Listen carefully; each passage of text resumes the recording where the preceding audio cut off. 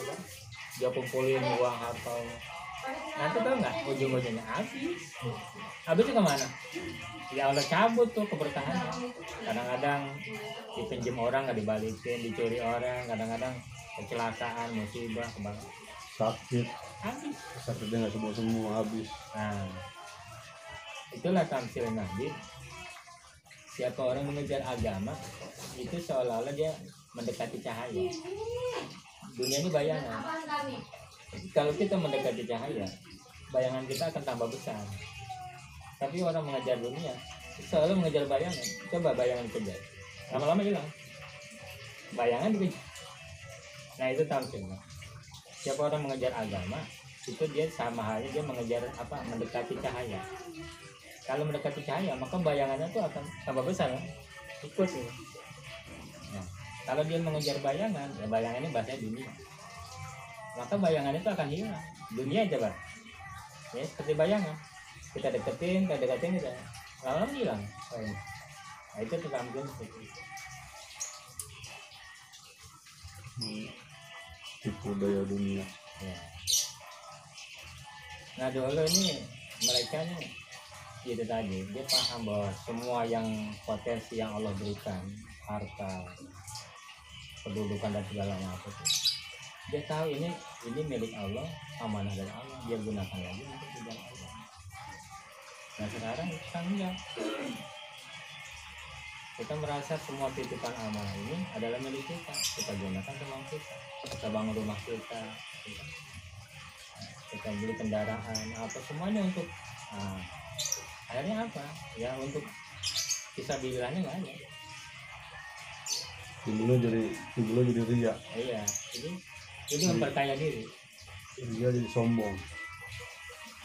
nih sahabat yang namanya hartanya nggak kehitung banyaknya itu ujung-ujungnya habis juga. Habisnya apa? Untuk fisabilillah. Makanya agama maju kan, agamanya maju. Nah sekarang karena kita mengejar dunia ya agamanya jalan, dunianya jalan. Nah lagi apa bedanya? Kalau dulu mereka paham bahwa ilmu lebih penting dari harta, sehingga dia program namanya dunianya ya pedagang, petani apa yang terjadi dia hubungkan dengan masjid. Maksudnya kalau pada hari itu ada taklim masjid, ada program masjid, maka urusan kerjanya ini ditanggung, ditunda semuanya ke masjid, karena dia merasa ilmunya lebih penting daripada harta. Kita kebalik, harta lebih penting dari ilmu, sehingga program ngaji, program masjid dihubungkan dengan program kerja. Kalau pada hari kerja jangan ada kegiatan masjid. Boleh nanti ada kegiatan masjid kalau pada hari libur, lagi libur kerja, Sabtu, Minggu boleh. Jadi seolah-olah harta ini lebih penting daripada itu.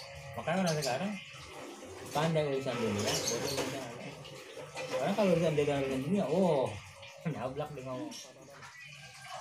Makanya pesantren itu dibuatnya dengan bertani gitu ya, bertani, ternak gitu kan. Jadi banyak pesantren yang membebaskan biaya ya habis hasil dari santri yang dari situ gitu, makan dia di situ. Nah dulu pondok pesantren kayak gitu, dia bikin pertanian, ternak, usaha mandiri untuk menunjang biayanya anak-anak santri, makannya apanya ditunjang dari hasil dia sendiri kerja. Sehingga dulu tuh santri itu nggak ada bayaran tuh nggak ada. Makanya orangnya jadi kan. Masalah gitu berhasil ya mau bisa jual keluar hasil lari ke situ ya. Buat pengurus pesantren, buat pembebasan biaya santri gitu. Jadi tuh pola dulu itu bagus gitu. Semuanya itu berputar dari masjid. Masjid itu kan di kita ini emang biayanya dari orang banyak. Minta amal di jalanan, cari donatur di mana-mana, ya kan? Dibuatlah masjid, ya kan? Sampai jadi bagus. Tapi setelah bagus apa? Masjid ini kayak ngaji pribadi. Orang mau numpang ini nggak boleh. Ada kegiatan ini nggak boleh. Soalnya itu masjid itu jadi milik dia pribadi. Padahal dia nggak sadar. Masjid ini berdiri dibangun dari orang banyak. Ya. Kenapa setelah dia rapi jadi bagus, seolah-olah dikunci lagi. Gak boleh ada kegiatan macam-macam. Orang menumpang apa aja nggak boleh. Banyak aturan-aturan. Dia nggak sadar dia dari mana bisa bangun masjid. Nah itu hampir kebanyakan terjadi seperti itu pengurus masjid. Dari awalnya dia minta sumbangan di mana-mana, ya kan? Orang pada nyumbang bangun. Udah jadi kayak dipunyain gitu. Pokoknya masjid sekarang kayak main gede-gedein kas. Iya. Kas sekian ratus juta, kas sekian puluh juta gitu kan. Nah, kalau menurut saya uang kas masjid itu kan dari orang sedekah. Orang sedekah itu ingin sedekahnya itu disalurkan pada untuk yang manfaat, agar sedekahnya itu jalan mengalir, sedekah, pahala sedekahnya kan. Sekarang kalau sedekahnya itu ditumpuk atau sampai dimasukin ke bank, apa nggak jadi haram itu? Iya. Iya kan? Itulah kesalahan umat Islam sekarang. Dia nggak sadar bahwa coba kalau dihitung ada berapa ribu masjid yang ada di Indonesia ini? Ribuan. Itu kalau setiap Jumat hampir kebanyakan nih uang kas masjid disimpannya di bank. Di bank itu masya Allah yang paling banyak itu yang ngumpulin orang Islam yang masjid. Nah uangnya untuk apa? Ya untuk orang-orang yang kenapa nggak dia olah sendiri, dibikin usaha mandiri apa? Itu kan nanti hasilnya diputar untuk kesejahteraan masjid dan jamaah gitu. Jenis kooperasi. Iya. Kenapa disimpan di bank? Di bank mah disimpan nanti uang itu dipakai sama orang kafir. Gitu. Nah sekarang kalau dikaliin aja berapa ribu masjid, kenapa? Karena uangnya itu cuma dimanfaatin untuk kesejahteraan. Seperti orang yang kelibat utang dikasih modal, nah, kan dibayarin. Orang yang nggak punya modal dikasih modal, ya kan? Jadi orang-orang yang memang perlu dibantu. Di sana ada yang fasilitas makan aja gratis semuanya. Orang yang kehilangan di masjid diganti dengan yang baik. Jadi semuanya itu intinya untuk kesejahteraan. Nah, untuk masjid itu dia sederhana, nggak dimegah-megah, sederhana. Karena memang benar Baitul Mal yang ada itu untuk kesejahteraan umat. Yang sekarang kita ini kan sudah berubah, ya, untuk kesejahteraan masjid. Masjidnya sejahtera, umatnya yang salah. Nah kalau di sana umatnya sejahtera, masjidnya biasa sederhana. Jadi emang buat masjid itu nggak dinilai bagus sama pasti pendem, harusnya kan dimanfaatin. Kayak orang musafir numpang istirahat semalaman di masjid dia kayak dicurigain kayak. Itu dia. Oh sih dibantu, ditanya udah makan apa belum. Harus ada lemang nggak boleh di masjid, dibikinlah khusus buat tempat istirahat jemaah nih musafir. Ini kalau musafir yang mau istirahat disiapin tempatnya, jangan di masjid, disiapin di samping masjid, disiapin lah kasurnya, tempat istirahatnya ada. Kalau mau dikomersilin buat sedekah, ini satu malam nginep di sini 50.000 buat sedekah masjid ya nggak apa-apa karena emang ada fasilitasnya. Ini kan enggak, orang nggak boleh istirahat, musafir nggak boleh istirahat di masjid, orang nggak boleh buang air di masjid. Nah itu. Nah sekarang itu kan orang-orang dari orang-orang yang sedekah kan pengen mengalir pahalanya dari sedekahnya, dibuatlah toilet, dibuatlah apa namanya buat orang-orang yang musafir yang ingin istirahat. Dia pengen sedekah kasur nih buat orang musafir yang pengen istirahat dari mana tahu apa dikasih itu mau pulang kemana, mau pulang sini kehabisan ongkos dibantu kan begitu. Jadi orang di masjid itu merasa nyaman, bukan merasa gimana ya, nggak betah orang jadi. Oh, masjid itu kan orang tempat bukannya tempat buat ibadah. Itu di Jogokarya. Itu dia sediakan warung, rumah makan. Itu gratis. Siapa aja mau makan silakan. Pendatang pengunjung yang datang ke situ mau makan gratis. Disediakan sama fasilitas masjid. Semua fasilitas apa aja udah disediakan dan itu gratis, nggak bayar. Makannya gratis. Bahkan di sana teman saya kemarin dia cerita, saya kemarin ke Jogokarya, aduh, saya seperti nginep di hotel lagi, semuanya dilayani. Pagi-pagi aja saya bangun udah disiapin tuh sarapan pagi. Jadi benar orang tuh jadi betah di mana. Makanya masjid di sana itu subuhnya ketika sholat Jumat penuh. Orang sampai nggak bagian tempat udah keluar. Itu saking berkahnya mas. Kenapa?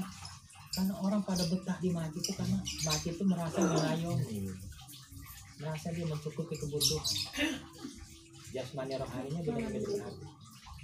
Dan orang yang berinfak pun tidak sedikit, makin bertambah. Kenapa? Karena orang makin percaya bahwa ini masjid benar-benar digunakan. Gua sedekah nih benar-benar dimanfaatin. Jadi gitu, sedekahnya nyampe. Benar-benar disalurin gitu. Itu yang sedekah berbondong-bondong. Dan dia nggak minta-minta. Jadi sana tuh orang nggak ada yang minta-minta amal, itu nggak ada. Yang mau nyumbang silahkan minta, tapi dia nggak diminta. Nggak ada dia minta-minta. Bahkan dia benci dengan orang yang suka minta-minta itu. Masih tanya jangan belajar di pengemis. Banget. Tapi alhamdulillah kesejahteraan masjid banyak orang donasi pada makin berkah. Yang hebatnya lagi itu jamaahnya nggak muat juga.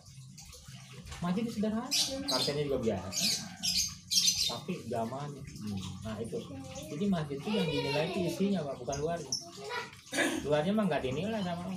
Bagus kayak emas kayak apa, tapi isinya ini. Di zaman Nabi para sahabat itu masjid cuma dari apa? Pelepah kurma. Bawahnya juga masih pasir. Jadi kalau dia sujud, pasir. Iya kalau hujan nih, kalau hujan, dia sujud nih nempel deh. Tapi di situ masjid benar-benar masjid yang punya keberkahan. Walaupun ya cuma dari pelepah kurma atasnya, tapi berkah. Sekarang kita masjid megah-megah, zamannya kosong. Masjid dikunci, orang ini itu nggak boleh. Kata masjid lah, masjid dirol. Nah itulah, jadi sudah berubah fungsi. Jadi zaman dulu itu 4 amalan masjid itu yang dijalankan sama 4 amalan: dakwah, taklim, zikir, ibadah, pelayanan. Jadi di masjid itu harus ada 4 amalan masjid. Masjid Nabawi. Pertama diperbanyak dakwah, itu dakwah. Paling belajar mengajar. Saling mengajak ke dakwah, terus taklim wa ta'lum, banyak pengajian-pengajian. Di dalam masjid itu banyak, setiap hari tuh keluar masuk orang tuh ikut pengajian. Terus ibadah dan zikir diperbanyak, banyak amal ibadah zikir apa. Pokoknya masjid ini sebagai pusat kegiatan Islam tuh. Jadi masjidnya nggak sepi, tiap hari ramai. Lebih ramai dari pasar. Ya karena tiap hari keluar masuk orang. Yang dari penjuru dunia itu yang pengen belajar Islam datang. Yang dari mana-mana datang. Yang ketemu Nabi belajar Islam belajar. Wah pokoknya masjid itu benar-benar menjadi pusat kegiatannya. Dan di situ pelayanan. Pelayanan tadi. Jadi kalau ada tamu datang ke rumah, dilayani. Apanya semuanya. Jadi orang senang. Jadi itu fungsi masjid itu. Jadi di situ hidup dakwah, taklim, wa ta'lum, zikir, ibadah, hikmah. Nah sekarang ini 4 nggak ada nih. Dakwah nggak hidup, taklim juga kurang hidup, ibadah zikir cuma waktu 5 waktu doang.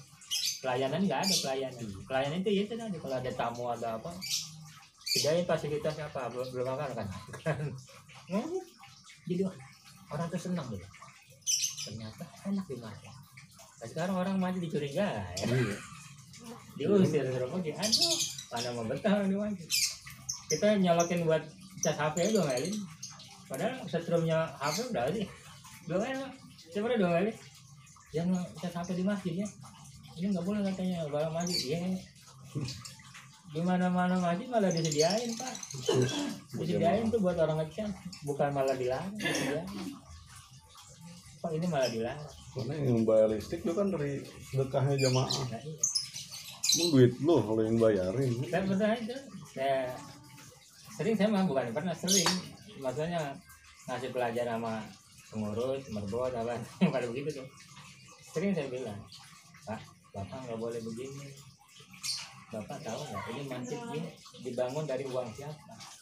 Orang banyak. Ya. Ini semua fasilitas listrik apa segala dari siapa?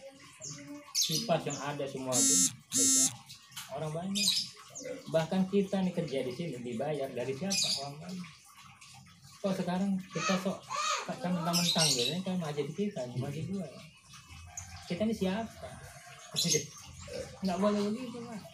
Jadi kita ini jangan kalau ada orang datang dicurigain, orang datang nggak boleh begini, nggak boleh itu, sampai kadang nyalain kita tuh nggak boleh, ngetes aja nggak boleh. Jangan, ya, nggak boleh begitu. Ini mati kita umat Islam rame-rame, biarin aja. Ya, emang mati ini mau tujuannya mau untuk orang banyak. Ini kadang orang ya Allah, itu lah. Tapi dia akhirnya sadar juga, iya ya, kenapa jadi begini? Memang harus banyak yang jadi kayak masjid, jadi Kemarin kayak itu di depan masjid kita nih jatuh, saya naruh tenda gitu kan, nggak boleh Pak, jangan untuk sini, tidak namanya yang udah, makanya saya taruh di kan di yang di bawah pohon, nggak boleh itu saya taruh di sini, padahal ya emang kenapa dia kan kagak ganggu kagak apa, nggak boleh. Nah, saya pikir kenapa ini orang masalahnya sampai masjid naruh tenda aja nggak boleh, nah itu kan aneh itu orang. Nah itu orang yang nggak tahu bagaimana fungsi masjid. Kalau jadi DKM, yang nggak boleh DKM. Kalau jadi DKM itu harus tahu untuk apa sebenarnya masjid ini, fungsinya untuk apa? Bukan cuma untuk ibadah, untuk fasilitas umat Islam ini terjamin, terpenuhi, terlayani. Itu baru namanya itu orang desa. Ini DKM, ini dilarang nggak boleh gitu. Lagi numpang di WC, saya mampir emang udah nggak tahan, kebelet. Saya mampir di WC. Pas saya masuk, saya nyala lampu, lampu saya dimatiin. Kan gelap ya, wah itu pas keluar kena tuh, saya bilangin. Akhirnya dia alasannya apa? Dia malu juga. Akhirnya saya nggak tahu Pak, sebenarnya nggak ada orang. Nggak mungkin lo nggak tahu. Kan masuk. Ininya kan di depan pintu, kontak kan depan pintu kita. Biasanya kan ketutup kan ada orang. Di dalam juga kedengar suara air. Alasnya dia udah nggak bisa jawab, dia udah kabur. Saya nggak tahu Pak, kalau itu nggak ada orang. Itu bukan alasan. Nah, untuk itu nggak boleh gitu, itu nggak sopan, nggak boleh begitu. Nah inilah sekarang ini keadaan seperti itu. Jadi yang perlu dibenahi itu dulu. Nah, kan udah ada sama Nabi kan udah digambarin suatu saat ada di suatu zaman masjid banyak, masjid megah. Iya kan, Nabi itu udah menggambarkan. Tapi masjid malah bermegah-megah dengan masjid, tapi isinya kosong. Ini terjadi. Masjidnya bagus, tapi isinya kosong aja. Nabi udah gambarin, Nabi udah tahu. Suatu saat akan menjadi zaman seperti itu. Ayo teman-teman, cilek, dan sampai ketemu lagi ya sama aku. Subscribe itu gratis. Subscribe itu gratis. Ya guys.